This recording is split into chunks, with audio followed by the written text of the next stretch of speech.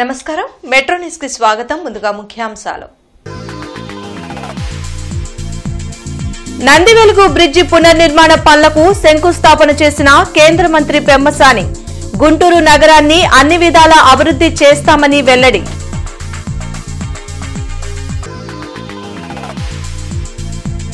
AP అభివృద్ధిలో సీఏలు భాగస్వామ్యం కావాలి ఐసీఏఐ స్ఫూర్తి మెగా కాన్ఫరెన్స్ లో మంత్రి లోకేష్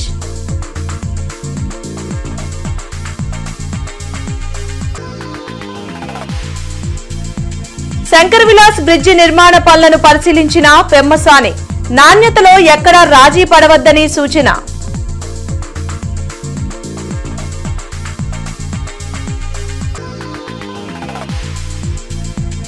నగరంలో స్వర్ణాంధ్ర స్వచ్ఛాంధ్ర ర్యాలీ ప్లాస్టిక్ నివారణపై అవగాహన క్లాత్ వెండింగ్ మిషన్ ప్రారంభం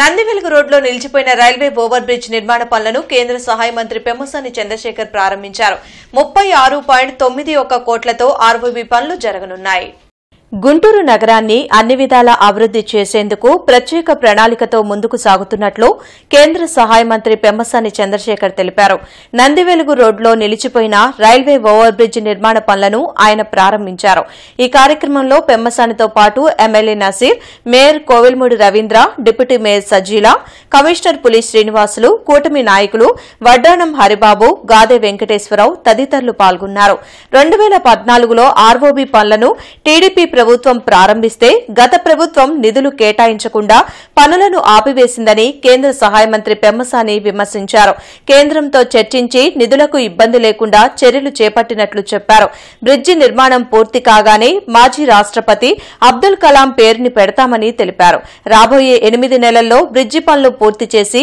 ప్రజలకు అంకితం ఇస్తామని ఎమ్మెల్యే నసీర్ వెల్లడించారు ఈ బ్రిడ్జిని ఎట్టి పరిస్థితుల్లో 8 నుంచి 12 నెలల లోపు కంప్లీట్ చేసి ఈ ఈస్ట్ ప్రాంతానికి అంకితం చేస్తాం అదేవిధంగా ఇవి చేసేటప్పుడు కూడా ఒకటి ఆలోచించాం నేను నజీర్ గారు కూర్చొని వీటికి ఏం పేర్లు పెట్టాలి అని అయితే ఇక్కడ ఉన్నటువంటి ప్రజల మనోభావాలు నాకు కూడా అత్యంత ఇష్టమైన అభిమానించే వ్యక్తి అయినటువంటి అబ్దుల్ కలాం గారి పేరు పెట్టాలి అని చెప్పి అనుకొని దీనికి అబ్దుల్ కలాం నందివెలుగు బ్రిడ్జ్ అనేటువంటి పేరు పెట్టాలని మేము ఒక నిర్ణయానికి వచ్చాం అయితే గత ప్రభుత్వంలో కోడిగుడ్డు సత్రం అంటాం పూర్తిగా దాన్ని పక్కన పెట్టినటువంటి పరిస్థితులు కానీ మన ప్రభుత్వం వచ్చిన తర్వాత 100 రోజుల్లోనే గౌరవ ముఖ్యమంత్రి చంద్రబాబు నాయుడు గారు ఏ విధంగా అయితే పెమ్మసాని చంద్రశేఖర్ గారిని అలాగే మాలాంటి యువకులు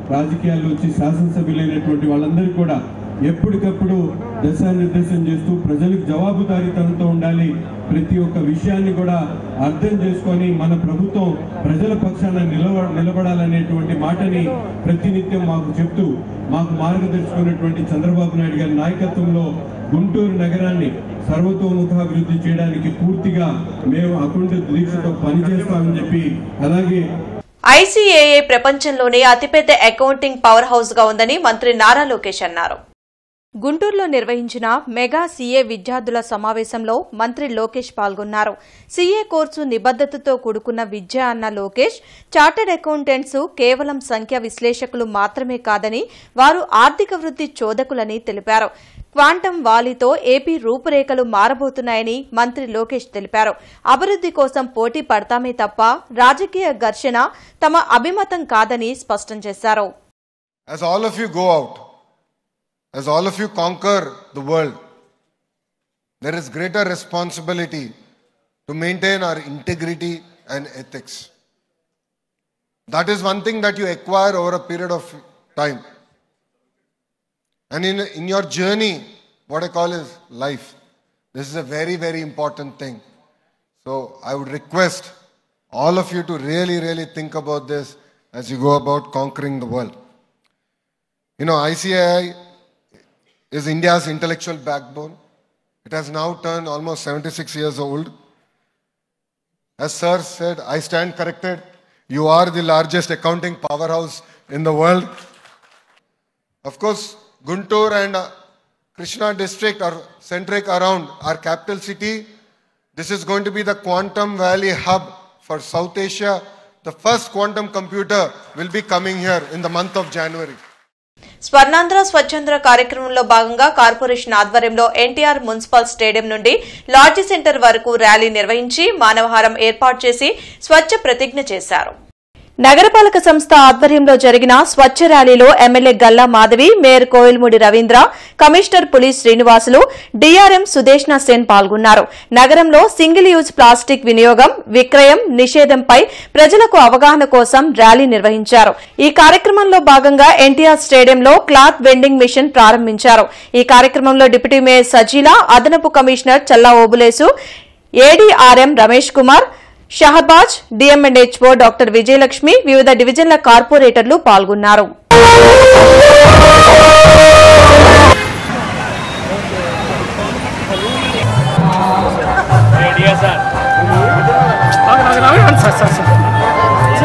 గత 10 ఏళ్లలో గంజాయి రౌడీయిజాన్ని ప్రోత్సహించారు కాబట్టే వైసీపీని 11 సీట్లకే ప్రజలు పరిమితం చేశారని కేంద్ర సహాయ మంత్రి పెమ్మసాని విమర్శించారు.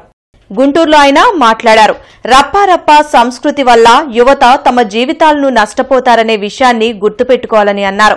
ఇప్పటికైనా ప్రజలు ఎవరి వల్ల మేలు జరుగుతుందో గమనించి వారికి అండగా నిలవాలని పెమ్మసాని సూచించారు. గత 5 సంవత్సరాల్లో ఈ ప్రాంతంలో ఒక డ్రైనేజ్ గాని ఒక రోడ్డు గాని ప్రాపర్ గా చేసిన దాఖలాలు లేవు.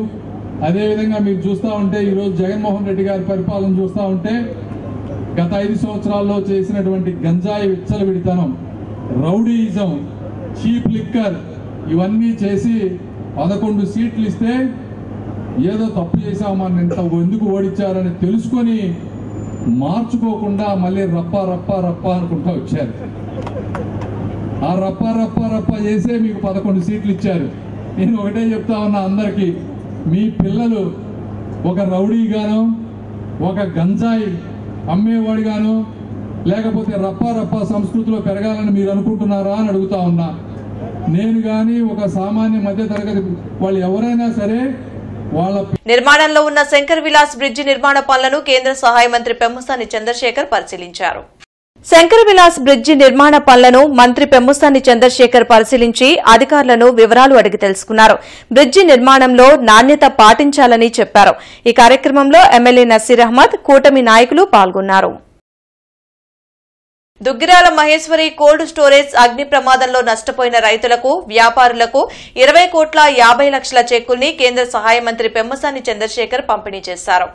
కలెక్టరేట్లోని శంకరన్ హాల్లో జరిగిన చెక్కుల పంపిణీ కార్యక్రమంలో కేంద్ర సహాయ మంత్రి పెమ్మసాని చంద్రశేఖర్, జాయింట్ కలెక్టర్ భార్గవ్ తేజ పాల్గొన్నారు. ఈ సందర్భంగా మంత్రి మాట్లాడుతూ 2024 జనవరి 19న మహేశ్వరి కోల్డ్ స్టోరేజ్ అగ్ని ప్రమాద ఘటనలో 308 మంది పసుపు రైతులు తీవ్రంగా నష్టపోయారని చెప్పారు. సుమారుగా 80,000 పసుపు బస్తాలు అగ్నికి ఆహుతయ్యాయన్నారు. అప్పటి వైసీపీ ప్రభుత్వం ఎలాంటి నష్టపరిహారం ఇవ్వకుండా రైతుల్ని గాలికొదిలేసిందని మండిపడ్డారు. కూటమి ప్రభుత్వం అధికారంలోకి రాగానే నష్టపోయిన రైతుల్ని ఆదుకునేందుకు చర్యలు చేపట్టామని తెలిపారు. ఈ కార్యక్రమంలో రైతులు, అధికారులు పాల్గొన్నారు. 2024 దుగ్గిరాల్లో శుభం మహేశ్వరి కోల్డ్ స్టోరేజ్లో యాక్సిడెంట్ జరిగింది. పసుపు రైతులు బాగా నష్టపోయారు. ఇది జగన్మోహన్ రెడ్డి గారి గవర్నమెంట్ అప్పుడు జరిగింది. దాంట్లో నష్టపోయిన రైతులు 294 మంది ఫార్మర్స్, 14 మంది ట్రేడర్స్, మొత్తం కలిపితే 308 మంది. 36 కోట్ల ఇన్సూరెన్స్ వచ్చింది. ఈ 36లో దాదాపు 4,75,00,000 ట్రేడర్స్ ఎవరైతే ఉన్నారో వాళ్ళకి వెళ్ళిపోయినాయి.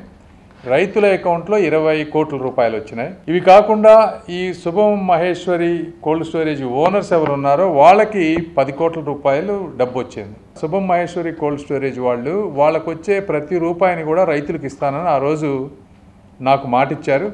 సో వాళ్ళకు వచ్చేటువంటి 10 కోట్లు కూడా లెక్క ప్రకారం రైతులకు ఇవ్వాలి. అయితే ఈరోజు ఆ 10 కోట్లు అతను ఎక్కడో వేరే దగ్గర లోన్ తీసుకుంటే ఆ 10 కోట్లు దాన్ని పే చేసి ఈరోజు రైతులకు ఇవ్వలేదు. అది ఈరోజు ఆ డబ్బు వచ్చిన తర్వాత మాట మారుస్తున్నారు. ఇది పద్ధతి కాదు. కాబట్టి ఈ 20 కోట్లతో పాటు ఆ 10 కోట్లు కూడా తీసుకురావాల్సిన బాధ్యత మాపై ఉంది. 45వ డివిజన్లో 71 లక్షల వ్యయంతో నిర్మాణం చేసే పలు అభివృద్ది పనులకు ఎమ్మెల్యే గల్లా మాధవి శంకుస్థాపన చేశారు. 45వ డివిజన్లోని గౌతమి నగర్, ముత్యాలరెడ్డి నగర్లలో రజక కమ్యూనిటీ హాల్ మొదటి అంతస్తు నిర్మాణం, కాల్వగోడ మరమ్మతులకు ఎమ్మెల్యే గల్లా మాధవి శంకుస్థాపన చేశారు. పశ్చిమ నియోజకవర్గంలో అభివృద్ది లక్ష్యంగా పనిచేస్తున్నామని తెలిపారు. అందుకే అన్ని డివిజన్లలో అవసరమైన అన్ని మౌలిక వసతులు ఏర్పాటు చేస్తున్నామని చెప్పారు. ప్రజల అవసరం కోసం చేపట్టిన శంకర విలాస్ బ్రిడ్జి నిర్మాణ పనులను హర్షించాలే కానీ విమర్శించకూడదని హితవు పలికారు. ఈ కార్యక్రమంలో డివిజన్ అధ్యక్షులు వెంకటేశ్వరరావు, పేరయ్య తదితరులు పాల్గొన్నారు.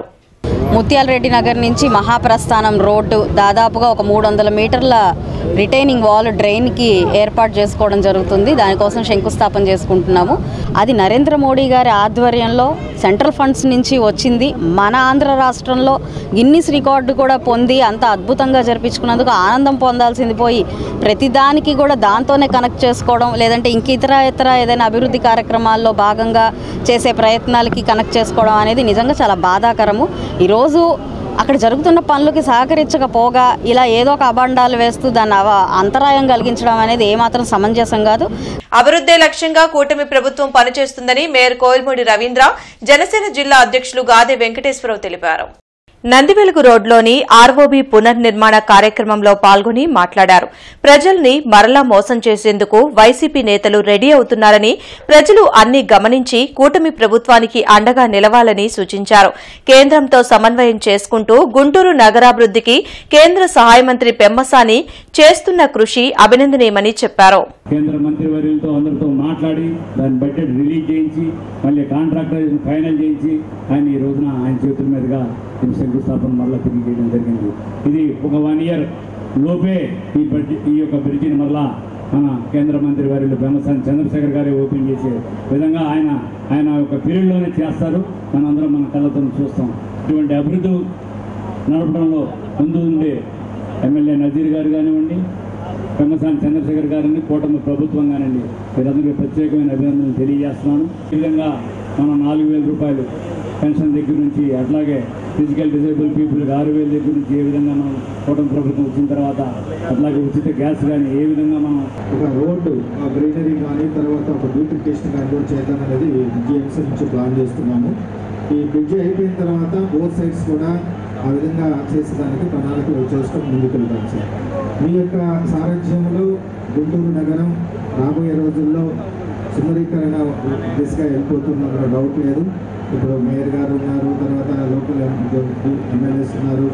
తర్వాత వచ్చినటువంటి సంవత్సర కాలంలోనే ఈ ప్రాంతంలో ఏదైతే అప్రస్తుతంగా ఉందో ఆ యొక్క బ్రిడ్జిని వెనువెంటనే ఒక మాకు ప్రయారిటీ లాగా తీసుకుని ఆ ప్రాంతంలో అభివృద్ధి జరుగుతున్నటువంటి ఈ ఎమ్మెల్యే గారికి, అలానే దీనికి ముఖ్య భూమిక పోషించి వచ్చిన వెంటనే అసలు ఎందుకు ఆగిపోయిందని చెప్పేసి దాని గురించి పర్యవేక్షణ చేసి, దాని గురించి ఆలోచన చేసి వెంటనే నిధులు పట్టుకొచ్చి వాళ్ళ కడతానికి మనకి కృషి చేసినటువంటి మన ప్రాంత ఎంపీ గారు, అలానే కేంద్ర మంత్రి వర్యులు పెమ్మసాని చంద్రశేఖర్ గారికి ఇరువురికి కూడా మనస్ఫూర్తిగా నా తరపున. శంకర్ విలాస్ బ్రిడ్జి నిర్మాణ పనులు ఇరువైపులా ఊపందుకున్నాయి. కానీ షాపుల యజమానుల నుండి ఇంకా నిరసనలు వెల్లువెత్తుతూనే ఉన్నాయి. నగరవాసుల ట్రాఫిక్ కష్టాలను తీర్చేందుకు 4 లేన్ల శంకర్ విలాస్ బ్రిడ్జి నిర్మాణ పనులు మొదలుపెట్టారు. ఇప్పటికే షాపు యజమానులకు నష్టపరిహారం కూడా ప్రభుత్వం అందజేసింది. అయినప్పటికీ బ్రిడ్జి ఇరువైపులా ఉన్న షాపు యజమానులు నిరసన వ్యక్తం చేస్తూనే ఉన్నారు. ఈ క్రమంలోనే తమ షాపుల ముందు జాతీయ జెండాతో పాటు నల్ల జెండాలు ఏర్పాటు చేసి తమ నిరసనను వ్యక్తం చేస్తున్నారు. సంక్షేమ పథకాల కోసం, యోగా కొరకు 100 కోట్లు తెచ్చిన వారు ప్రజా అవసరాల దృష్ట్యా 100 సంవత్సరాల ఫ్లైఓవర్ కోసం 200 కోట్లు తేలేరా అంటూ ఫ్లెక్సీలు ఏర్పాటు చేశారు. The institute of chartered accounts of India ఆధ్వర్యంలో సీఏ విద్యార్థులతో మెగా కాన్ఫరెన్స్ గుంటూరులో నిర్వహించారు. అమరావతి రోడ్లో జరిగిన సీఏ స్టూడెంట్స్ 2025 మెగా కాన్ఫరెన్స్ కి ముఖ్య అతిథిగా విద్యాశాఖ మంత్రి నారా లోకేష్ హాజరయ్యారు. ఈ సందర్భంగా ICAI vice president Prasanna Kumar మీడియాతో మాట్లాడారు. దేశవ్యాప్తంగా ఉన్న సీఏ విద్యార్థుల్లో నైపుణ్యం పెంచేందుకు ఈ మెగా కాన్ఫరెన్స్ ఏర్పాటు చేశామని చెప్పారు. ఈ కార్యక్రమానికి ముఖ్య అతిథిగా మంత్రి నారా లోకేష్ హాజరై విద్యార్థులకు పలు సూచనలు చేశారని వెల్లడించారు. దేశంలో చార్టర్డ్ అకౌంటెంట్స్ కు మంచి డిమాండ్ ఉందని చెప్పారు. ఈ కార్యక్రమంలో జిల్లా ప్రెసిడెంట్ చింతా రఘునాథ్ రెడ్డి, ముప్పాళ్ల సుబ్బారావు తదితరులు పాల్గొన్నారు. ఈ సిస్టంలో ఒకసారి స్టూడెంట్ అయిన తర్వాత వాళ్ళకి ఏంటంటే మాకు కోర్సులో కరికులం టెక్స్ట్ బుక్లోనే చదవటమే కాకుండా వాళ్ళకి ప్రాక్టికల్ ఎక్స్పోజర్ ఇవ్వాలి, వాళ్ళకి 10 విషయాలు ప్రపంచంలో ఏం జరుగుతుందని తెలవాలి, వాళ్ళు ఉన్నటువంటి వాళ్ళ తెలివితేటలు కూడా బయటికి తీసుకొచ్చి వాళ్ళని స్పీకర్లుగా చేసి, సో వాళ్ళ స్టూడెంటే స్పీకర్గా చేసి వాళ్ళ పైన చైర్మన్కి ఒక చార్టర్ ఉండి వీళ్ళంతా ట్రైనింగ్ ఇస్తారన్నమాట. ఆ ప్రక్రియలో మాకు ఆల్మోస్ట్ ఎవ్రీ వీక్ ఏదో ఒక ప్రోగ్రామ్, చార్టర్డ్ అకౌంట్స్కి అయితేనేమి, స్టూడెంట్స్కి అయితేనేమి మా బ్రాంచెస్లో సో ప్రోగ్రామ్ ఉంటుంది. సో ఇదేంటి మెగా ప్రోగ్రాంలు ఏంటి, స్పీకర్లు అందరూ కూడా స్టూడెంట్సే, వాళ్ళు ట్రైనింగ్ ఇస్తాం, వాళ్ళే వచ్చి మాట్లాడతారు, ఒక చార్టర్ కూడా మోడరేట్ చేస్తారు వాళ్ళు చెప్పడానికి. అలాంటిది దీనివల్ల ఏంటి చార్టర్ స్టూడెంట్ టైప్ డేస్ నుంచే వాళ్ళు మంచి స్పీకర్ గాను వాళ్ళకి 10 మంది కలిసే అవకాశాన్ని ఇచ్చి వాళ్ళకి ఏంటంటే ఆ లీడర్షిప్ క్వాలిటీని ఇంబైబ్ చేయడానికి ఇలాంటి కార్యక్రమం నిర్వహిస్తుంటాం. ఈ ప్రోగ్రామ్కి మొత్తం all over the AP and Telangana నుంచి చాలామంది విద్యార్థులు వచ్చి పార్టిసిపేట్ చేస్తున్నారు. ఈ ప్రోగ్రామ్ ఒక ముఖ్య ఉద్దేశం ఏంటంటే కోర్సులో కాకుండా బయట ఇంకేమేమి కోర్సెస్ ఉన్నాయి, పిల్లల్లో ఉన్న స్పీకర్స్ని వెలికి తీసే ప్రోగ్రామే ఈ స్ఫూర్తి అనే ప్రోగ్రాము. చిలకలూరుపేట పట్టణంలోని రాములవారి గుడి వద్ద నిర్వహించిన స్వర్ణాంధ్ర స్వచ్ఛాంధ్ర కార్యక్రమంలో ఎమ్మెల్యే ప్రత్తిపాటి పుల్లారావు పాల్గొన్నారు. ఈ సందర్భంగా ఎమ్మెల్యే ప్రత్తిపాటి పుల్లారావు మాట్లాడుతూ ప్లాస్టిక్ రహిత పట్టణంగా చిలకలూరుపేట పురపాలక సంఘాన్ని తీర్చిదిద్దడమే ప్రధాన లక్ష్యమని అన్నారు. ప్రతి నెల 3వ శనివారం స్వర్ణాంధ్ర స్వచ్ఛాంధ్ర కార్యక్రమాన్ని నిర్వహిస్తూ పట్టణ ప్రజలకు ప్లాస్టిక్ వాడకంపై అవగాహన కల్పిస్తున్నామని తెలిపారు.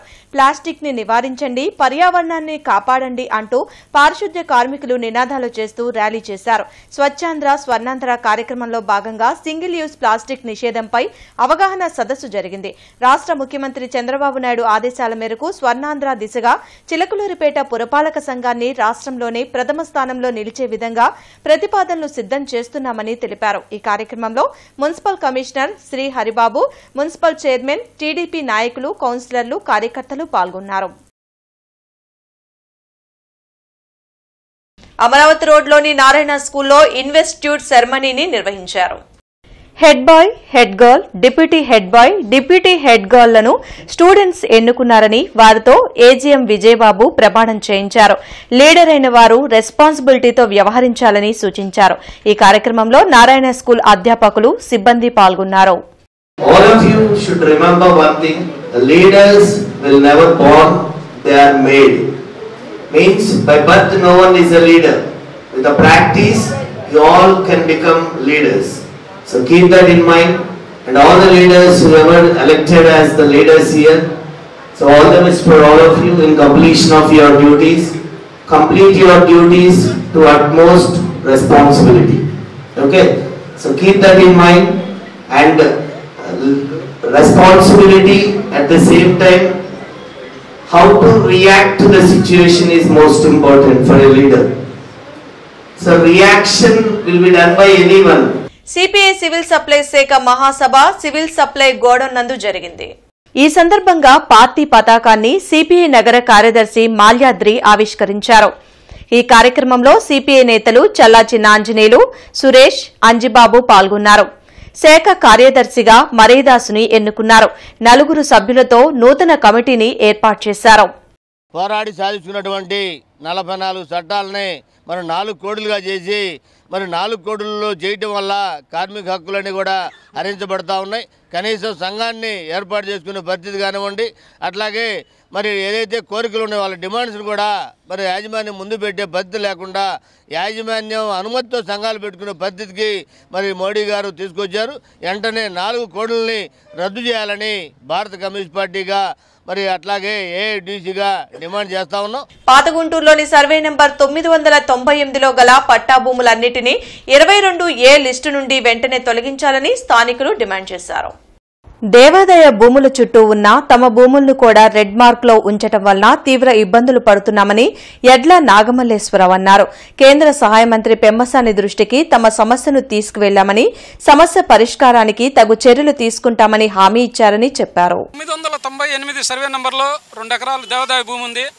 ఆ భూమిని గత ప్రభుత్వంలో కొంతమంది పెద్దలు కబ్జా చేయడానికి విశ్వ ప్రయత్నాలు చేశారు. అప్పుడు స్థానికులుగా మేము ఆ భూమిని కాపాడుతూ కోర్టుకు వెళ్ళి దాని మీద స్టే తీసుకురావడం జరిగింది. అదే మేము చేసిన పాపమా? దానివల్ల అక్కడ ఉన్నటువంటి మిగతా భూమి కూడా 9 ఎకరాల 49 సెంట్లు మిగతా పట్టా భూమి కూడా రెడ్ మార్కులో పెట్టేశారు ప్రభుత్వం.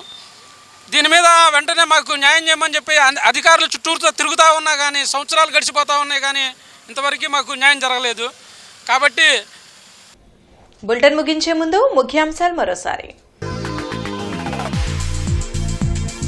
నందివెలుగు బ్రిడ్జి పునర్నిర్మాణ పనులకు శంకుస్థాపన చేసిన కేంద్ర మంత్రి పెమ్మసాని. గుంటూరు నగరాన్ని అన్ని విధాలా అభివృద్ధి చేస్తామని వెల్లడి.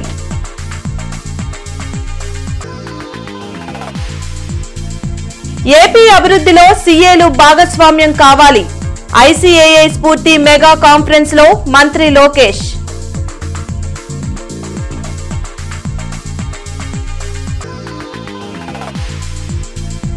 శంకర్ విలాస్ బ్రిడ్జి నిర్మాణ పనులను పరిశీలించిన పెమ్మసాని. నాణ్యతలో ఎక్కడా రాజీ పడవద్దని సూచన.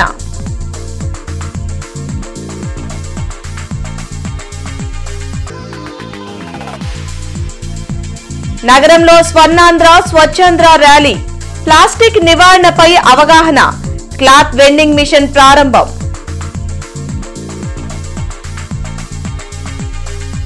ఈ వార్తలు ఇంతటితో సమాప్తం. నమస్కారం.